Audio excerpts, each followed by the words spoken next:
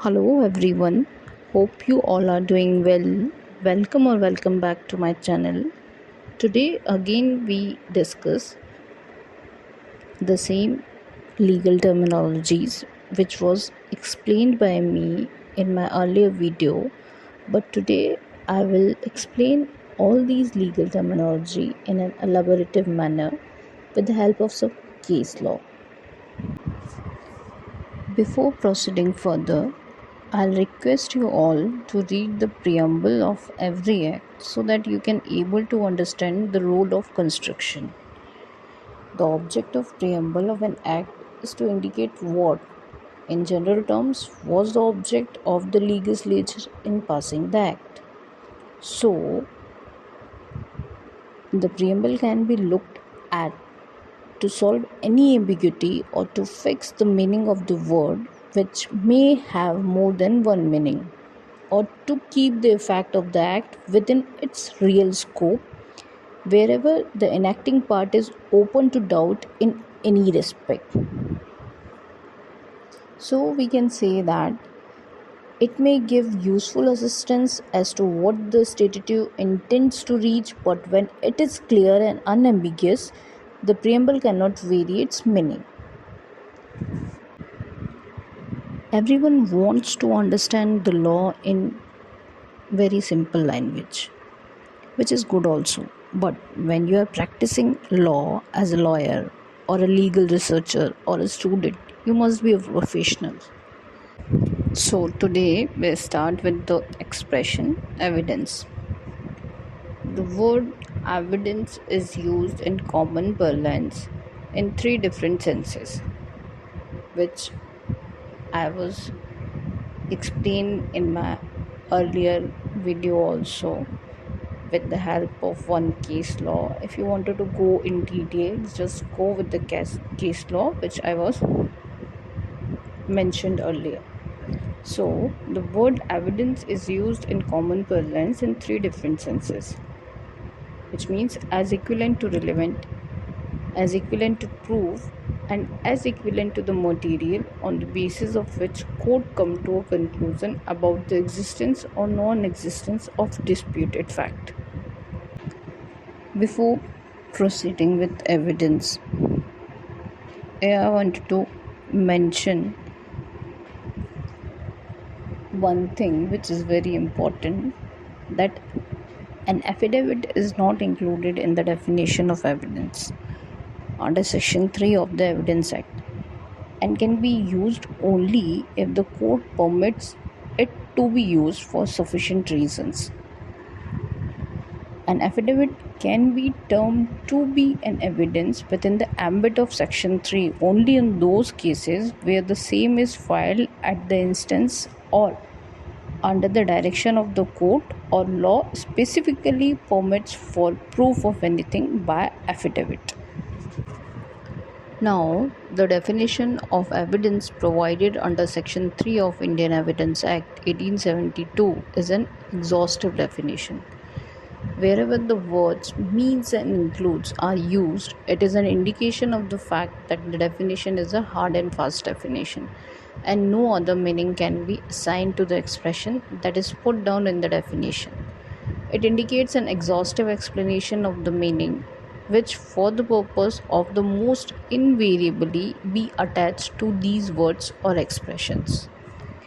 Here we can say that evidence is the means from which an inference may logically be drawn as to the existence of a fact. It consists of a proof by testimony of witnesses on oath or by writing or records.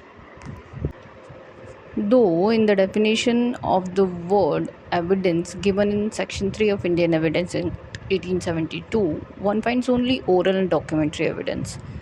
This word is also used in phrases such as best evidence, circumstantial evidence, corroborative evidence, direct evidence, derivative evidence, documentary evidence, hearsay evidence, direct evidence, indirect evidence, oral, original, presumptive, testimonial, and so on.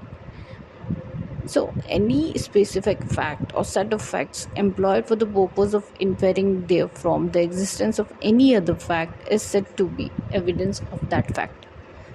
At its most general level, These term means those items of information which are presented to the court by the parties as a means of persuading the court that their argument is correct. In other words, information advanced to prove their case.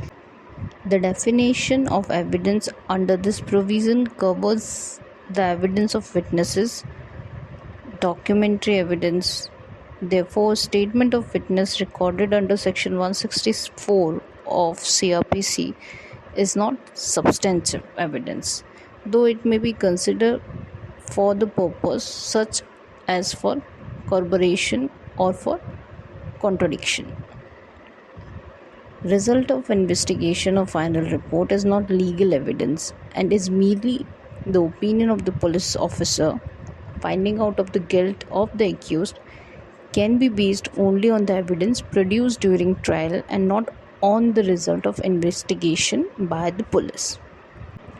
Broadly speaking, evidence can be classified into direct and indirect or circumstantial evidence, primary and secondary evidence, oral and documentary evidence, real evidence, original and hearsay evidence, presumptive evidence. Essential ingredients to prove guilt by circumstantial evidence are: the first one is circumstance from which conclusion is drawn should be fully proved. Second one is circumstances should be conclusive. Third one is all facts so established should be consistent only with the hypothesis of guilt and inconsistent with innocence of the accused. Fourth one is circumstances should exclude the possibility of guilt of a person other than the accused. The Supreme Court, in case of Bodhraj versus State of Jammu and Kashmir, added one more point to the above 4 point, that is, there must be a chain of evidence so complete as not to leave any reasonable ground for the conclusion consistent with the innocence of the accused and must show that in all human probability the act must have been done by the accused. So, by direct evidence is meant that the existence of a given thing or fact is proved either by actual prediction or by the testimony or admissible declaration of someone who had himself perceived it. Direct evidence is evidence which, if believed, establishes a fact in issue. Direct evidence is evidence which, if believed, establishes a fact in issue. The term direct evidence has a second meaning in the uses of many writers. The alternate term percipient evidence not only avoids any possibility of confusion but is also more appropriate to describe the opposite of hearsay evidence. Percipient evidence is evidence of fact which a witness personally perceives using any of his senses. Here we took some major case law in context to circumstantial evidence. See, circumstantial evidence may be defined as an effect, sometimes called a evidentiary factor, factum probans, or fact relevant to the issue, from the existence of which the judge or jury may infer the existence of a fact in issue, sometimes called a principal fact or a factum probandum.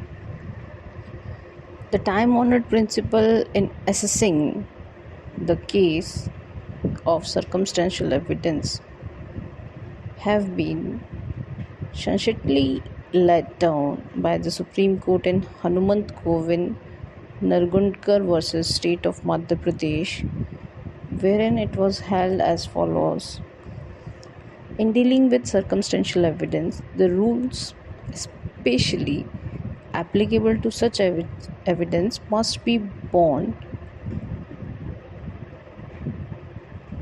in mind. In such case, there is always the danger that conjecture or suspicion may take the place of legal proof, and therefore it is right to recall the warning addressed by Baron Alderson to the jury in Rigg versus Hodge, where he said that The mind was apt to take a pleasure in adopting circumstances to one another and even in staining them a little if need be, to force them to form parts of one connected whole.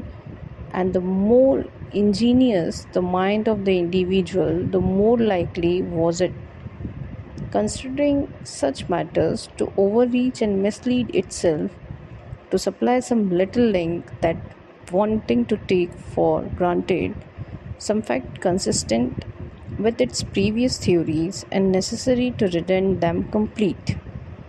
So, it is well to remember that in case where evidence is of circumstantial nature, the circumstances from which the conclusion of the guilt is to be drawn should in first instance be fully established, and all the facts so established should be consistent only with the hypothesis of the guilt of the accused.